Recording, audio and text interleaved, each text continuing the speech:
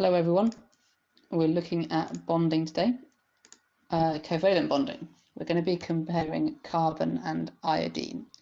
So this should be quite familiar from GCSE and a bit of Unit 1. Carbon, iodine, now I know that's not quite iodine because it will have more electrons on the outer shell, but let's just go with it for now. So iodine wants to complete its full outer shell. It will do so by sharing electrons with another iodine atom. Nice and simple. Non-metals. Carbon is also a non-metal, so it will share electrons with other carbon atoms as well. Now you should be noticing a difference here though. On the right, the iodine, both atoms in the molecule are now satisfied and have full outer shells. In this carbon case, the one that I was looking at originally, that does, but the other ones do not. They're going to want to continue to bond with more carbon atoms. This gives us two different structures. Now remember, for this assignment, we're interested in the structure these things form, not just the type of bonding. We call that one the covalent molecular, because that little molecule contains everything we need to get those atoms having their full outer shells. The diamond, well, the carbon in the form of diamond, is macromolecular. Macro is in kind of big and carrying on for a long time. So we're going to look at the differences between those.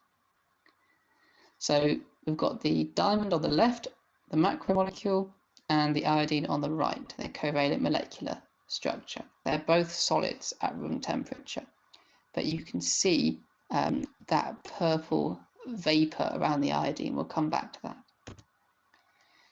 So we're interested in how hard it is to separate these things apart.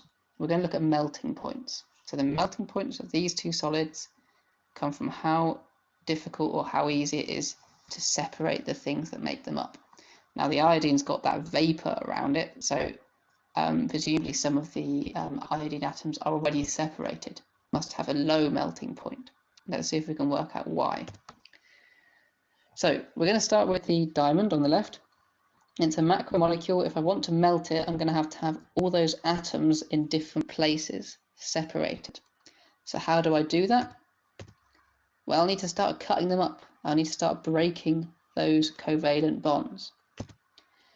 Now, a covalent bond is strong. All of these covalent bonds on the molecule are very strong, and so they require a lot of energy to break. If something requires a lot of energy to break, it will have a high melting point. Shouldn't surprise you that diamond has a high melting point. Let's have a look at the iodine on the right now. This is solid iodine, and that would be the solid melting. Did I require any scissors to melt that? Did I need to break any covalent bonds? No, I didn't. I'm not breaking the covalent bonds in the molecule to melt iodine, whereas I am in diamond. This is why the diamond's got a much higher melting point. However, there must be something holding those iodine molecules together. The atoms, even I'm getting the terminology wrong, the atoms are held together by a covalent bond. That's a strong covalent bond, just as strong as the ones in the diamond or thereabouts. Whereas the molecules are held together by an intermolecular force. Intermolecular, between molecules. Let's have a look at it. So we're going to meet lots of intermolecular forces, but for now we only need to look at one, the van der Waals force. Let's see why it arises, and then we should be able to explain why those iodine molecules were sticking together at all. Here's an iodine molecule, and this yellowy cloud around it is the electrons in the molecule. Now we only really looked at two, the ones that were doing the sharing for the covalent bond earlier, but there's loads of electrons in iodine. In fact, if you look at your periodic table, in total it's more than 100, and these electrons are all whizzing about around the molecule. Okay, so it's like a great big cloud of electrons. Now that great big cloud of electrons, as I'm showing my cursor, could be evenly whizzing about, or at any moment in time it could whiz mostly to one end and leave the other end vacant. So that's what's shown there. This is imagining a point in time when all of the electrons are on the left of the molecule. So most of the electrons have moved to the left of the molecule as we see it, leaving a sort of lack of electrons on the right. As you know, electrons are negatively charged. So that's why I've put these two little labels on my diagram. The electrons are negatively charged, so the left part of the molecule is now slightly negative.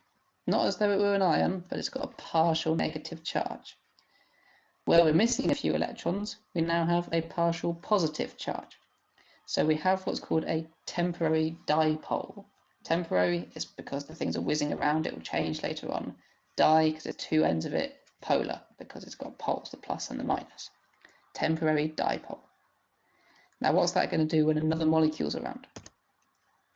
Well, there it is. That's my molecule I've just been looking at on the left, and it's encountering another iodine molecule. Now, the electrons in this one, they're whizzing around, and again, at the moment, they're all evenly spaced. However, this area of positive charge has just come near to those electrons. Because the electrons are charged, they're going to be attracted towards that positive charge. So this cloud is going to change shape. Okay? And this change in shape has been induced by the charges on the other molecule. So this is the outcome. This bit here is the induced dipole, and we now have lots of electrons on that side, so a negative charge. And hey, look, we've got a positive charge from there and a negative charge on there. And I'm going to represent the attraction between the two with this lightning bolt. So we've got an attraction. I should say right now this attraction is weak.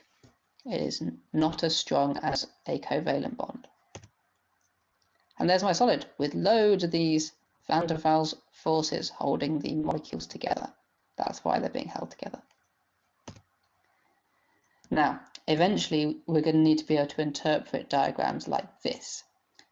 Okay, we're looking at lots of melting points and we're going across period 3. You're going to need to be able to explain what's going on here. And to help you, I'm going to point out that chlorine down here is in the same group as iodine, so its structure will be very similar. Silicon up here is in the same group as carbon, so its structure will be very similar. And we decided that in carbon we've got to break covalent bonds to melt it, so it would have a high melting point. Well, look, silicon's melting point is like twice the size of its nearest neighbours. To explain what's going on here, you'll need to look back at my previous video. But hopefully you'll begin to realise that by putting all the information from these videos together, we should be able to explain what's going on here and why. You'll be able to tell me about the types of bonding, ionisation energy, etc. So, to summarise what we've been doing today, that's our carbon, macromolecular. We have to break the covalent bonds, so there's a high melting point.